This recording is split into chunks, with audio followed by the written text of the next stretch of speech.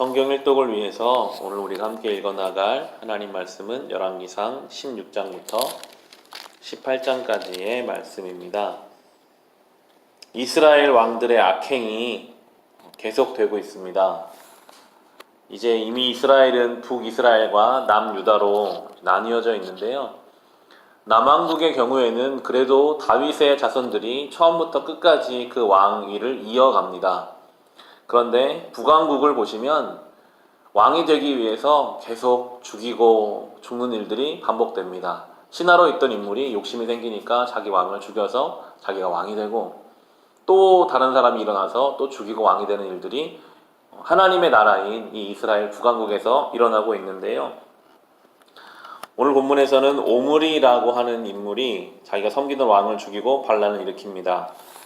16장 21절을 보시면 그때에 이스라엘 백성은 둘로 나뉘어 그 절반은 기낫의 아들 디브리를 따라가서 그를 왕으로 삼았고 그 나머지는 오므리를 따랐다. 그러나 오므리를 따르는 백성이 기낫의 아들 디브니를 따르는 백성보다 강하여서 디브니는 살해되고 오므리는 왕이 되었다라고 나옵니다.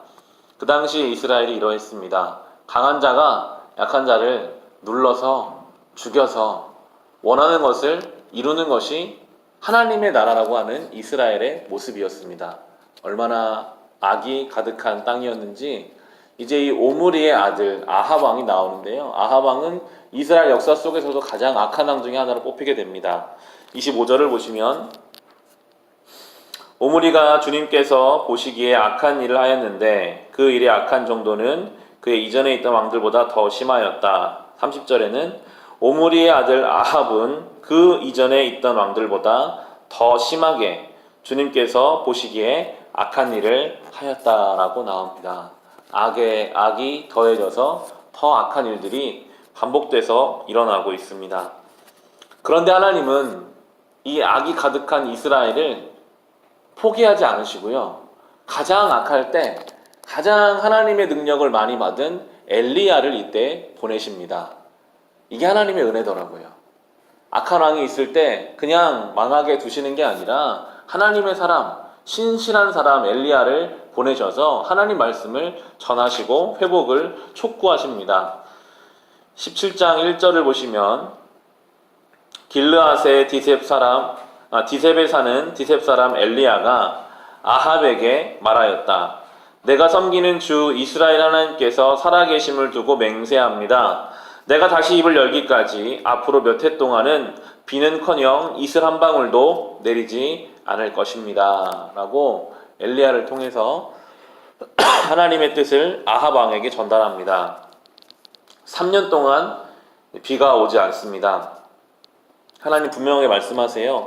하나님을 떠난 인생에는 가뭄이 올 수밖에 없음을 이스라엘에게 알게 하십니다.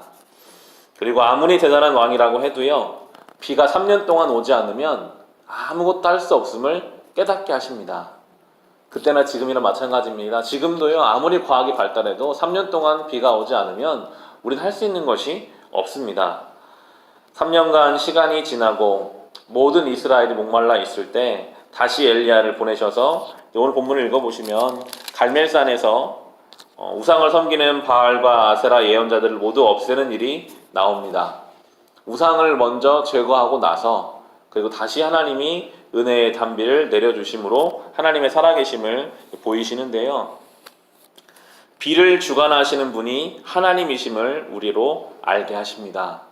우리 인생에 하나님의 은혜의 비가 내리지 않으면 할 수 있는 것이 없습니다.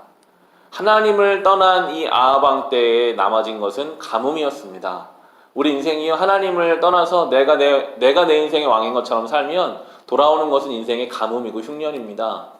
하나님 앞에 우리의 우상을 버릴 때, 하나님 앞에 온전히 설 때 주님 내리시는 은혜의 단비를 경험하게 될 것입니다.